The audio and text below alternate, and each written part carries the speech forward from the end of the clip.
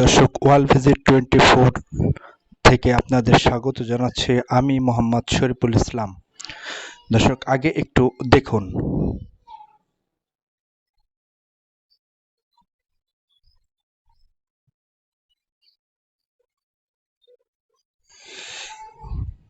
এই নিষ্পাপ শিশুগুলোর কি অপরাধ? এদেশে জন্মগ্রহণ করাই কি তাদের বড় অপরাধ? কোনো সভ্য সমাজে এইভাবে শিশুদের নির্যাতন করে হত্যা করাটা কি মানানসই? দর্শক, রামিসাকে নির্যাতনের পর যেভাবে হত্যা করা হয়েছে তা যে কোনো বর্বরতাকে হার মানাবে। আমাদের সমাজের এই অবক্ষয়ের কারণ কি খুঁজে দেখা হয়েছে? হয়নি। কোনো একটি ঘটনা ঘটার পর কয়েকদিন হইচই পড়ে যায়, কিছুদিন পর আবার তা ঢাকা পড়ে যায়। তাই তো রামিসার বাবা আক্ষেপের সুরেই বলেছেন, আপনারা এই হত্যার বিচার করতে পারবেন না।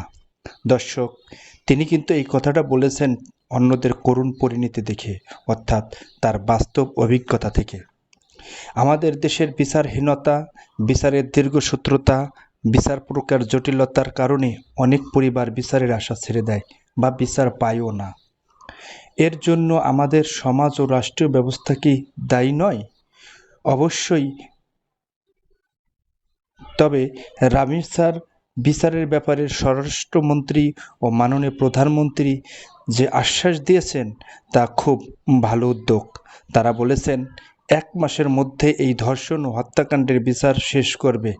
দেশের মানুষের শুধু রামিসার হত্যার বিচার নয়, সব হত্যাকাণ্ড ও অন্যান্য অপরাধের বিচার এরকম কম সময়ের মধ্যে নিশ্চিত হোক তা চায়।